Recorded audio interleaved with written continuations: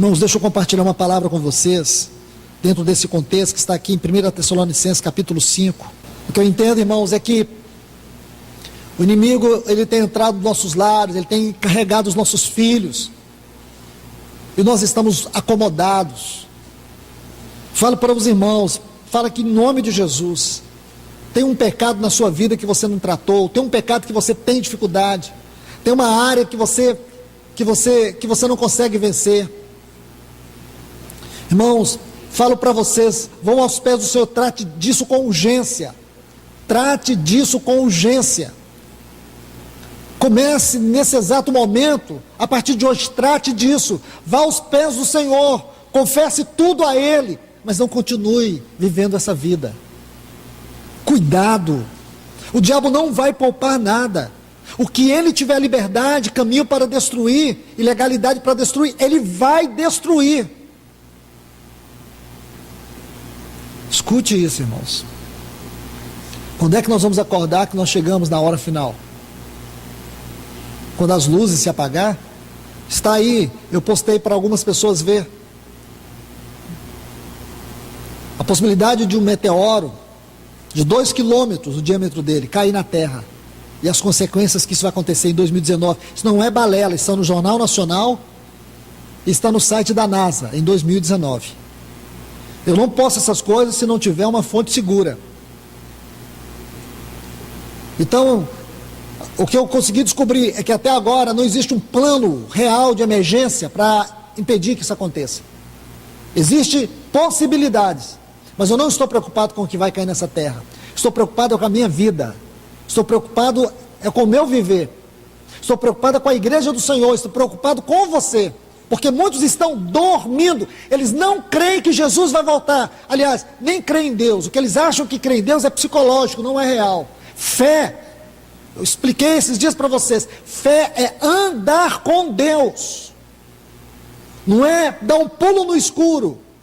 Quando Hebreus define fé, fé é a certeza. É a hipóstasis. Versículo 3 do capítulo 1 diz que Jesus é o póstasis. Colossenses capítulo 1, versículo 15 diz que Jesus é a imagem, é o póstasis do Deus invisível. E quando você estuda fé, Abraão homem de fé, Enoque homem de fé, Noé homem de fé, foram homens que andaram com Deus. Enoque andou com Deus, Abraão andou com Deus, Noé andou com Deus, Moisés andou com Deus.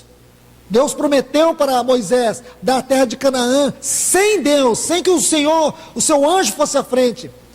Moisés disse: não nos faça sair desse lugar se o Senhor não for conosco, porque para Moisés a glória da terra de Canaã era Deus e não a terra. Mas as pessoas hoje querem ficar com a terra, mesmo que elas tenham que perder a presença de Deus. As pessoas preferem os seus bens do que a presença de Deus. Preferem o seu status na sociedade do que a presença de Deus. Irmãos, não negocie a presença de Deus por nada nesse mundo. Não percam a presença de Deus. Não percam Ele de vista. Morra se possível for, mas não perca a presença de Deus. Hoje as igrejas aí fora, os nossos irmãos aí fora, eles não estão no mundo, é o mundo que entrou neles. Você não ouve mais mensagem séria com muita facilidade. Os profetas velhos estão aí, encharcando a internet com quinquilharia. Volte para a palavra. Se você não puder mais escutar gente séria pregando, leia você a Bíblia e deixa o Espírito falar com você. Ele vai falar. Se você quiser ouvir, Ele vai falar. Ele vai te mostrar coisas nessa Bíblia que você nunca ouviu de homem algum. Ele vai te revelar coisas que você não imaginaria ouvir e ver. Porque Deus não calou a sua voz ainda. Então, meus irmãos e irmãs, deixe-me ler esse texto com vocês, 1 Tessalonicenses 5:2. Porque vós mesmos sabeis perfeitamente que o dia do Senhor virá como um ladrão da noite. 2 Pedro 3:10. Todavia, o dia do Senhor virá como um ladrão da noite. Os céus desaparecerão com grande estrondo e os elementos ardendo serão desfeitos, e a terra e as obras que nela há serão queimadas. Meus irmãos, eu quero usar esses textos aqui como uma moldura, mas o quadro que eu quero lhes mostrar, e quero fazer isso rapidamente, está aqui em Apocalipse, a partir do capítulo 2, sobre as 7 cartas às igrejas da Ásia, especialmente aquelas que nós temos uma mensagem quanto à volta do Senhor.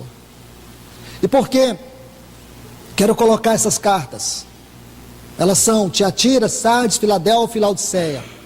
Nessas 4 cartas. Por quê? Por uma questão de interpretação simples. Porque acredito que essas cartas, elas estarão aqui no tempo, ou essas igrejas, ou essas cartas representam as igrejas que estarão aqui no tempo da volta do Senhor. Vou colocar isso mais uma vez. Porque essas cartas, elas fazem referência ao caráter da igreja que estará aqui no tempo da volta do Senhor. Nós sabemos que essas cartas têm um aspecto histórico. Nós sabemos também que essas cartas têm um caráter profético. Então, deixando de lado o caráter histórico, vamos nos concentrar no caráter profético. De fato, essas igrejas existiram. De fato, essas igrejas tiveram uma realidade contextual, no tempo e na geografia. Mas, quando olhamos para a natureza profética dessas cartas, nós vemos aplicações diretas em relação à igreja do Senhor. Nós podemos observar o caráter representativo, histórico de cada uma dessas cartas. Se você estudar a história da igreja, você vai identificar em qual período da história da igreja essas cartas se enquadravam, ou se enquadraram. Também esse aspecto nós vamos colocar de lado. Mas quando olhamos, não apenas do ponto de vista tempo, do ponto de vista histórico, geográfico, mas do ponto de vista profético, nós sabemos que essas cartas falam muito a nós nesses dias. Como, por exemplo, a igreja que está aqui em Tiatira. Essa palavra significa odor de perfume, ou sacrifício de perfume. Eu quero que você observe essa carta. Nós não vamos entrar em detalhes, mas eu vou passar bem por cima mesmo. A palavra-chave para você entender a profecia a esta igreja é obras. Obras. Observe bem, obras. 5 vezes nesta carta você vai ver a palavra obras. O Senhor vai chamar a atenção dela por causa das suas obras. O Senhor vai dizer que esta igreja, ela tinha uma tolerância, uma permissividade a um espírito de prostituição no meio deles. Esse espírito de prostituição estava seduzindo a igreja, a fornicação, isto é, a carnalidade. Então, uma forte característica desta igreja era uma mistura do carnal com o espiritual. Por um lado, eles tinham obras, tinham serviço, mas eles estavam sendo danificados por causa da carnalidade. A carnalidade tem sido uma terrível, uma triste característica dos cristãos nos nossos dias. Sensualidade, promiscuidade, pornografia. Quero indicar um livro aqui para os homens. Tem um livro, procure ele, encontre ele, A Batalha de Todo Homem, e leia ele. Irmãos, como estas coisas estão destruindo a igreja. Queremos ter obras, é como se as nossas obras, o nosso serviço, fosse a carapuça para tentar enganarmos a Deus, fosse o nosso disfarce. Diante de Deus, observe que Ele se apresenta como aquele que tem os olhos como chama de fogo. Tudo aquilo que não tem o seu caráter, tudo aquilo que não está de acordo com o seu filho, tudo aquilo que não tem a natureza do seu filho, não está de acordo com o caráter do seu filho, não passa por essa chama de fogo do olhar divino. E ele não só tem os olhos como chama de fogo, ele tem os pés como bronze, porque aquilo que os olhos veem, os seus pés julgam. Isso é sério, irmãos. Sério. Carnalidade. Não brinque. Eu falo para vocês com temor, não brinque. Não fique vivendo sua vida para que o mundo te veja. Você precisa ser uma carta que exala, é o perfume de Cristo, e não esse odor de Tiatira. Não queira se parecer com o mundo, minha irmã, meu irmão.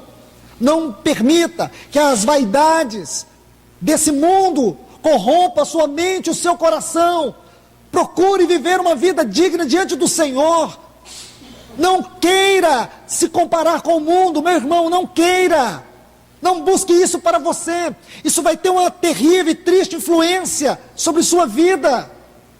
Você vai perder o Espírito Santo, você vai perder a fome da palavra. Sonde o seu coração. Sonde agora. Veja se você tem fome da palavra de Deus. Fome mesmo. Simples, vou te ajudar.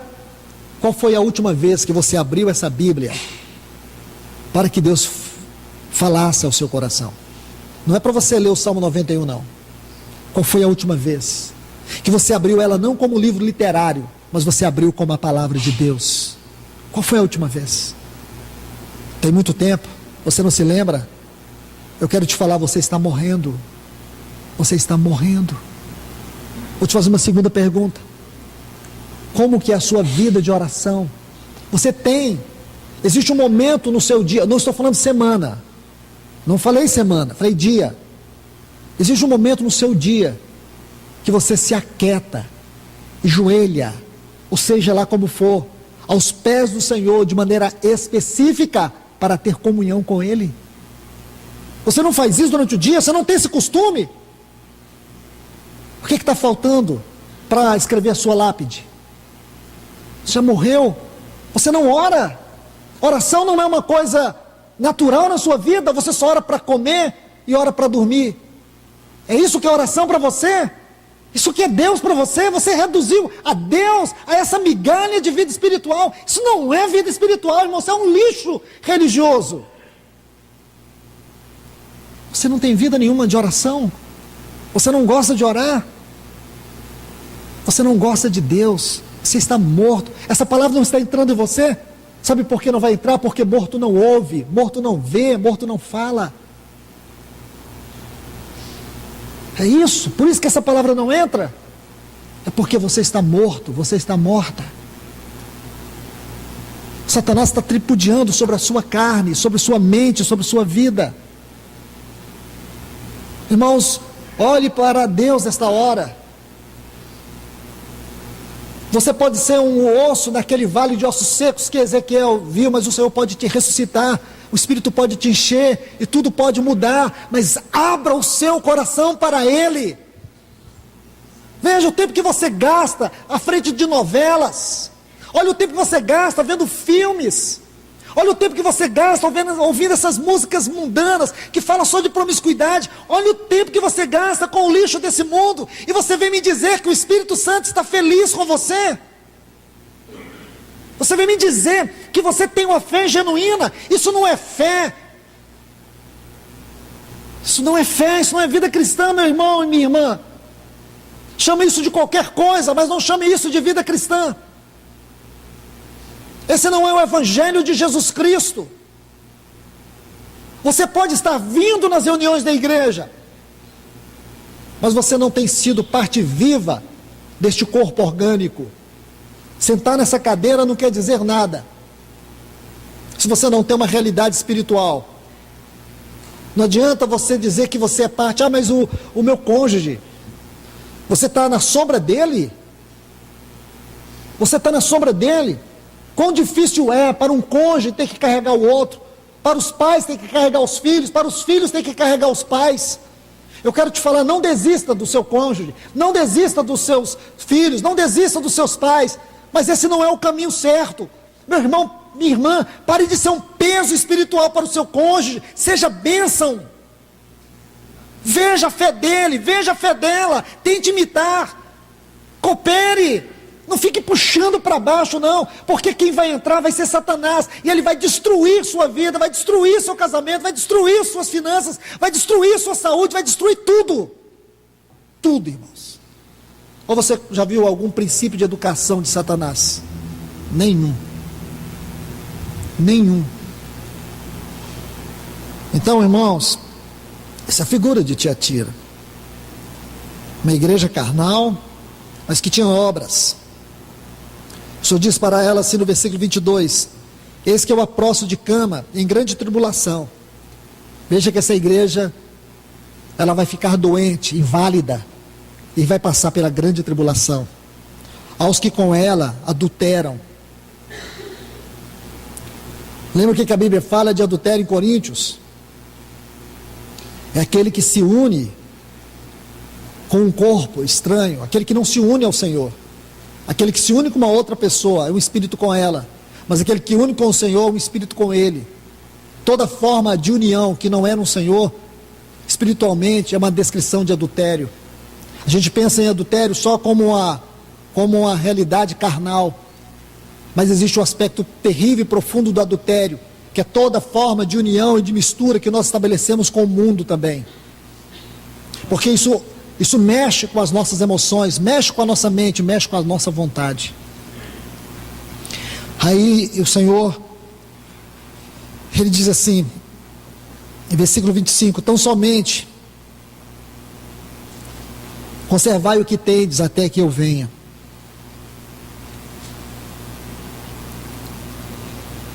Você vê que no versículo 24, o Senhor diz assim, mas vos digo, a vós e aos demais que estão em Tiatira, tanto quantos não têm essa doutrina.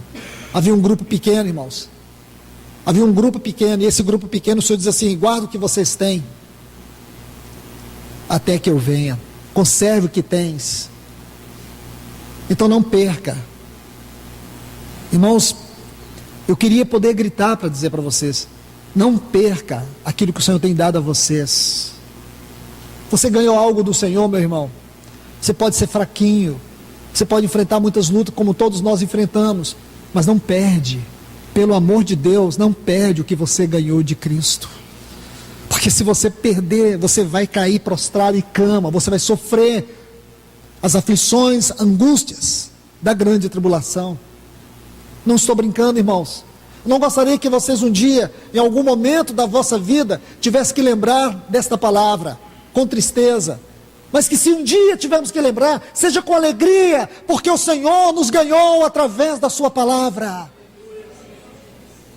Veja aqui, irmãos, capítulo 3, Sardes. Essa palavra vem do hebraico, de uma palavra hebraica, que significa os remanescentes, ou os poucos que restam. Olha que lindo, irmãos, os poucos que restam, não são os muitos. Você olha de maneira geral, são poucas. Poucas pessoas hoje estão preocupadas em preparar suas vestes. A grande maioria está preocupado com o quê? Com o que está preocupado? Com o seu status social, com a sua vida nesse mundo? Eu falo, qual que é a perspectiva que você tem nesse mundo aqui? O próprio mundo tem? Nenhuma. Nenhuma. A perspectiva política é a pior, a econômica é a pior, a moral é a pior, a energética é a pior possível. E a social, nem se fala. Então qual a expectativa que você tem? Por que você está colocando o coração nesse mundo, enterrando ele nesse mundo? Qual a esperança que esse mundo te dá? Você não sabe, mas eu preciso te dizer, isso é um espírito hedonista. É aquela pessoa que busca o prazer hoje. Ela quer o prazer hoje. Ela amanhece o dia, ela quer sentir bem, quer sentir prazer. Mas veja que nós estamos cercados de pessoas que sofrem. E essa pessoa não é capaz de sofrer com os outros. Não chora por ninguém, porque só pensa em si. Só pensa em si. Se protege de todos os lados para não ter que sofrer com ninguém, para não ter que manchar sua vida com a sujeira dos outros, no sentido de não se compactuar, mas muitas vezes você pegar um irmão na lama e ter que colocar ele nos seus braços, esconder ele no seu coração, proteger ele. Isso é compaixão, isso é misericórdia. Jesus era assim. Por isso que ele diz, bem-aventurados os misericordiosos, porque alcançarão misericórdia.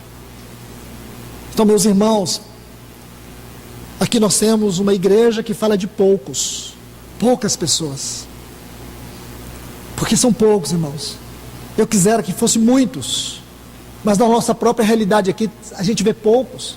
Essa palavra alcança poucos Poucos têm ouvido ela, poucos têm andado nela, poucos têm se interessado por ela. Nessas redes sociais você vai lá, você compartilha uma piada, explode. Você compartilha uma palavra séria, ninguém nem te dá um amém. Pelo menos na minha experiência, não sei no grupo de vocês. Eu estou enojado desses grupos, acho que eu vou sair de todos. Porque não vale a pena, você coloca uma coisa séria, ninguém dá valor. Mas você coloca uma piadinha, todo mundo, paciência, irmãos. Nós precisamos, irmãos, ser esses poucos.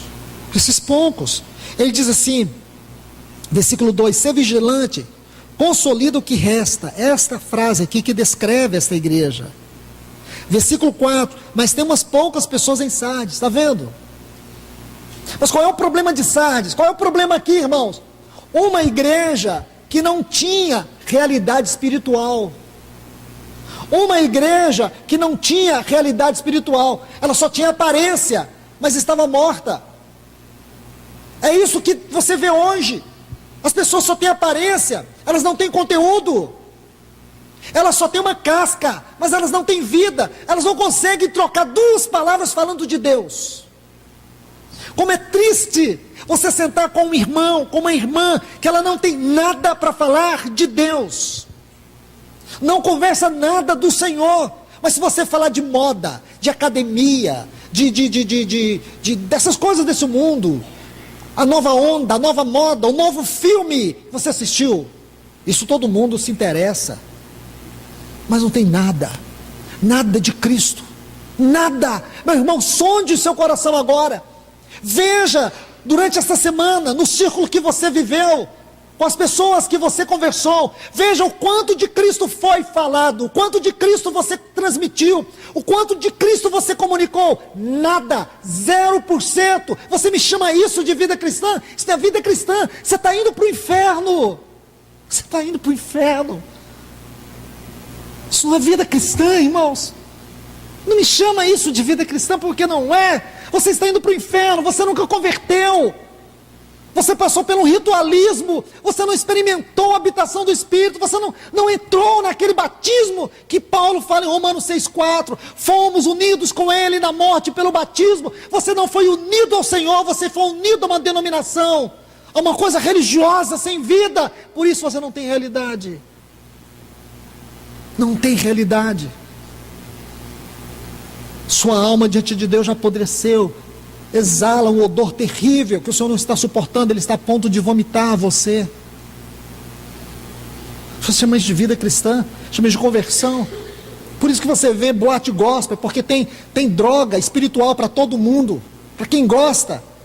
E dizem que isso é para conquistar a alma. Jesus nunca usou os artifícios do mundo para pregar o Evangelho. Paulo nunca usou artifícios do mundo para levar pessoas a Cristo. O Evangelho, irmãos, é luz das trevas. O Evangelho é o oposto de tudo que está nesse mundo. O Evangelho confronta. O Evangelho não precisa do brilho desse mundo. O Evangelho precisa do poder de Deus. É o que essa igreja não tem. Ela tem ouro, ela tem prata, mas ela não tem vida, ela não tem realidade espiritual. Nós achamos isso bonito. Nós discordamos, mas também não somos o outro lado, não somos a diferença. É isso que o Senhor fala. Ouça o Senhor. A igreja de Sardes tinha algumas poucas pessoas, mas ela não tinha realidade espiritual. O Senhor diz assim a esta igreja, versículo 3, lembra-te, o mesmo que ele diz para Éfeso, lembra-te, não esquece, pois como recebestes, ouvistes. Eu te pergunto, o que você recebeu? O que você já tem ouvido? Será que nesses 17 anos, ou por toda a sua vida cristã, você nunca ouviu nada de Deus? Se você ouviu, eu te pergunto, o que você recebeu? O que você conseguiu extrair?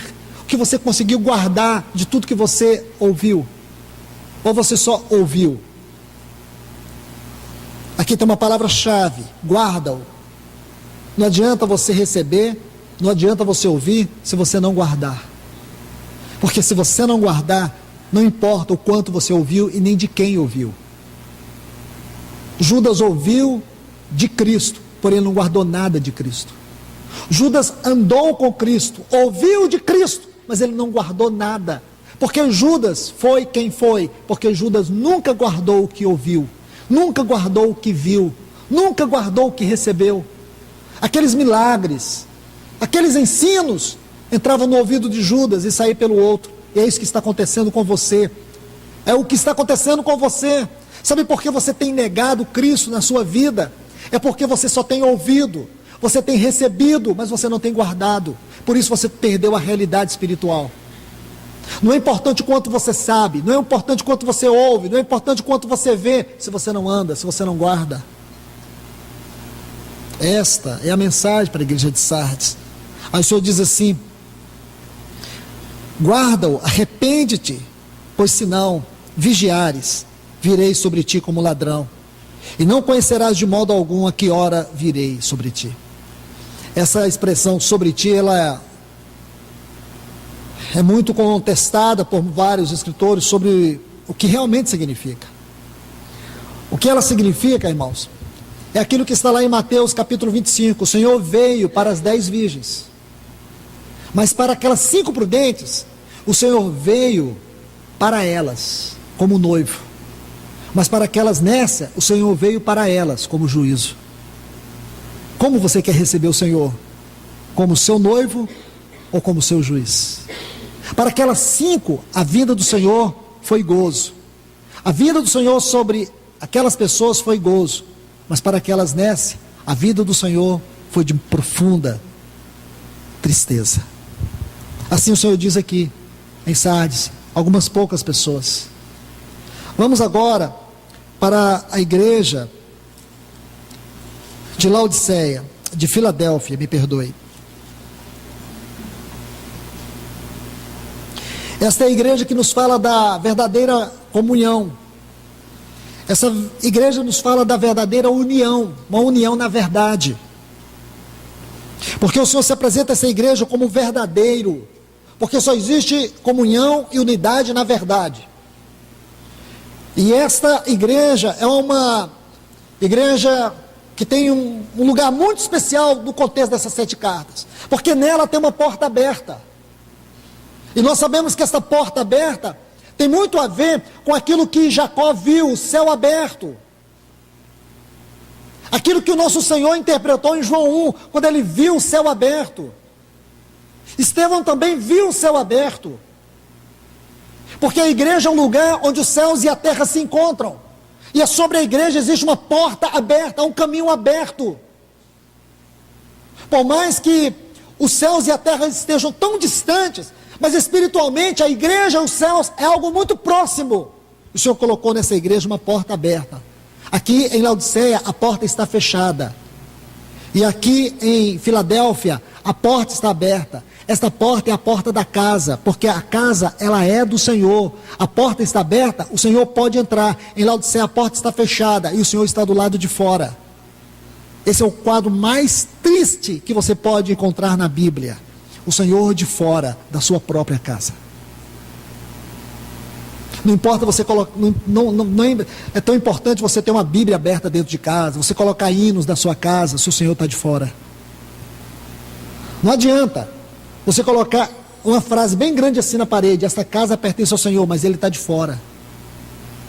Ele não tem prazer ali dentro. Ali dentro ele não é adorado, ele não é expressado. Muitas coisas, muito lixo desse mundo está lá dentro.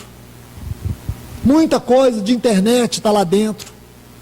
Nós temos que expulsar esses demônios da nossa casa com coragem, irmãos. Nós temos que bradar diante do Senhor, no nome de Jesus, que Satanás se retire das nossas casas. Lute, lute. Meu irmão, minha irmã, se vocês são 2 pessoas em Cristo, salvas, lute. Não permita, mostra para os seus filhos. Não adianta agressividade, tem que ter autoridade espiritual. Se não tem autoridade espiritual, então o problema não está com seus filhos, está com você. Não adianta gritar, pegar um facão e arrancar lá e falar assim: quem manda aqui sou eu. Não, quem manda é o diabo. Guarda o facão. Vai para os pés do Senhor. Fala: Senhor, eu quero a vara aquela vara que Moisés tinha, aquela que abriu o mar, é essa vara, a vara da autoridade. Seus filhos podem ter toda a dificuldade do mundo, mas eles vão respeitar a autoridade de Deus na sua vida. E tem um porém, você pode olhar para ele e ver que Satanás está tripudiando com seus filhos, mas se a autoridade está nas suas mãos, pode ter certeza, a vitória é certa, no nome de Jesus. Agora não seja complacente com os pecados dos seus filhos. Falo para vocês, pais, que têm sido complacentes, têm feito vista grossa aos pecados dos seus filhos, vocês vão responder amargamente diante do Senhor. Amargamente diante do Senhor. Então esta é a igreja de Laodiceia, uma igreja morna, uma igreja que estava provocando nojo diante do Senhor. Ah, que condição triste, irmãos. Dói no coração você ler essa carta e pensar que a igreja se tornou isso. Olha o que essa igreja diz, irmãos. Vamos deixar um pouco aqui Filadélfia, porque isso é Laodiceia. Filadélfia é a igreja da comunhão, comunhão verdadeira. Essa igreja de Filadélfia é a igreja do amor entre os irmãos, da unidade. Essa igreja é a referência do grande tabernáculo dentro de Deus, onde o próprio Deus é o tabernáculo maior, porque tabernáculo fala de comunhão, de vida inserida na outra, de entremesclar. Isto é Filadélfia. E o Senhor tem uma promessa para ela. Ele diz assim no versículo 11: venho em breve, guarda o que tens, para que ninguém tome a tua recompensa, a tua coroa. Mas agora, e Laodiceia? Para encerrar, aqui em Laodiceia, o que você vai ver? Você vai ver isso, uma igreja que perdeu seu brilho, perdeu sua essência, uma igreja que diz assim, olha o versículo 17 do capítulo 3, de nenhuma coisa tenho falta. Onde uma igreja pode dizer isso, irmãos? Mas Laodiceia diz, não tenho falta de nada, ela não sente falta nem do Senhor. Uma igreja que não tem falta nem do Senhor, ela é o quê? Ela é o que muitos de nós estamos vivendo. Nós não sentimos falta do Senhor mais. Temos tudo. Tudo. O que você quiser, o mundo tem. Você conquista, você trabalha. Você pode, o suor te dá isso. Sua capacidade te dá isso. Por que sentir necessidade do Senhor? E o diabo te ajuda. O diabo ajuda você a ter as coisas. O diabo ajuda você a ter esse emprego. O diabo te ajuda, portas vão se abrindo. Esses amigos vão chegando, pessoas vão sendo inseridas na sua vida. O que você vai querer? Um Deus que você nunca viu a face dele? Como é que você vai amar ele? Aí vem incredulidade, aí vem tantas coisas, aí vem tanta circunstância. A oração é a coisa mais difícil. Você ora, a garganta seca, a mente trava, dá palpitação no coração, uma vontade de dormir, a boca não abre, palavras não vêm. Você acha isso normal? Mas quando é para assistir um filme, assistir um futebol, assistir qualquer coisa, o coração acelera. Assistir uma novela, termina aquele capítulo, naquela hora que o cara vai apertar o gatilho, termina o próximo capítulo, você fica louco, já pensando, um dia pensando no próximo capítulo. Como que uma pessoa dessa pode dizer, eu tenho o Espírito Santo em mim? O Espírito que habita em você não é de Cristo. O Espírito que habita em você é do anticristo. Sai disso, meu irmão, enquanto há tempo. Sai disso enquanto há tempo. Aí o Senhor, Ele diz para esta igreja, eis que estou à porta e bato, e chamo, se alguém ouvir minha voz, e abre a porta, eu entrarei, e cearei com ele e ele comigo. O Senhor está à porta. O Senhor está à porta, irmãos, batendo para entrar. Esse não deveria ser o lugar dele, mas você que fechou. Nós é que temos fechado a porta para o Senhor e o temos colocado de fora, porque nós temos dito a Ele, não temos necessidade de Ti. Talvez você nunca expressou isso com as suas palavras, mas você expressa isso com as suas atitudes. Suas atitudes mostram que você não precisa dEle.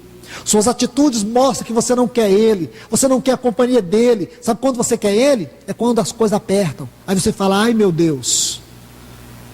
Aí você sai procurando alguém para orar por você, mas você não anda com Ele.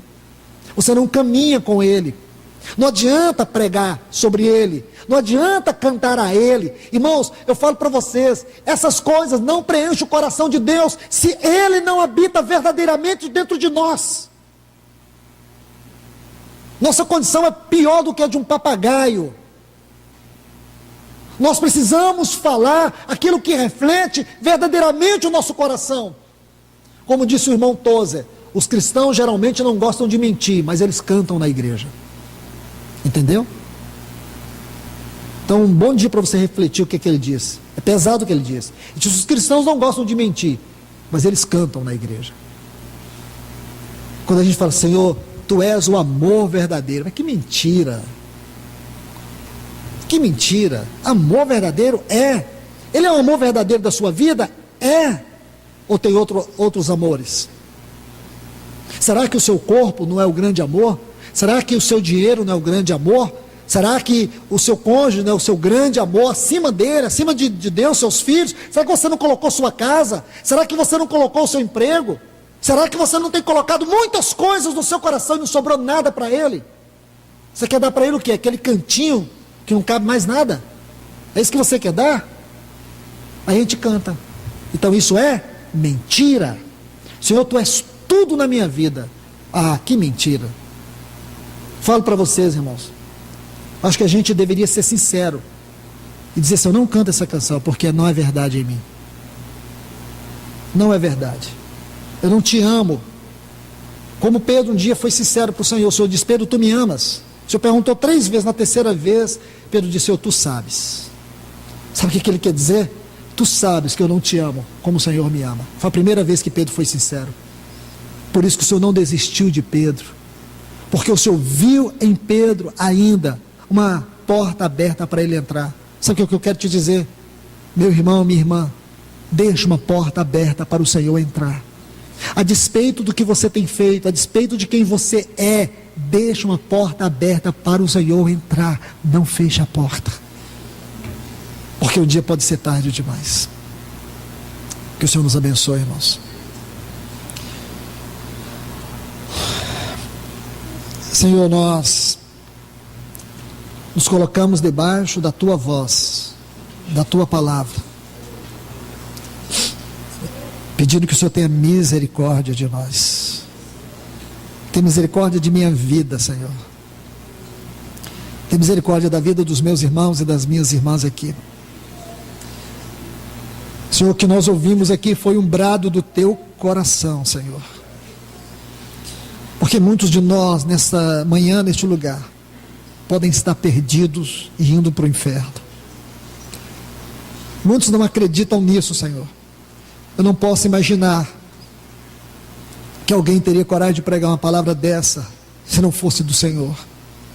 Eu entrego esta palavra em Tuas mãos, Senhor. Mas eu venho te pedir em nome de Jesus, no nome do Teu Filho, o único Filho que Tu tinhas, por toda a eternidade o Senhor deu por nós, e é nesse grande nome do Teu Filho que eu te peço, fala ao coração desta igreja mais uma vez, Senhor, mesmo aqueles que estão com a porta fechada, mesmo aqueles, Senhor, que já decidiram não abrir a porta, eu só quero te pedir uma coisa, bate nessa porta, nessa manhã, Senhor, por mais que a incredulidade já dilacerou toda a sua vida, já tomou conta de toda a mente, eu te peço, bate mais uma vez, por amor ao Teu nome, por amor a Ti mesmo, bate nesse coração, Senhor, bate nele, Senhor, fala a esse coração duro, impenetrável, esse coração de pedra, encoraçado, fala, toca nesse coração mais uma vez, tenha misericórdia, Senhor, Senhor, por amor ao Teu nome, Senhor, por amor à Tua glória, eu venho te pedir nesta manhã, fala, bate mais uma vez nesse coração, Senhor, persiste, Senhor, nós te pedimos, ó Deus, em nome de Jesus, Senhor.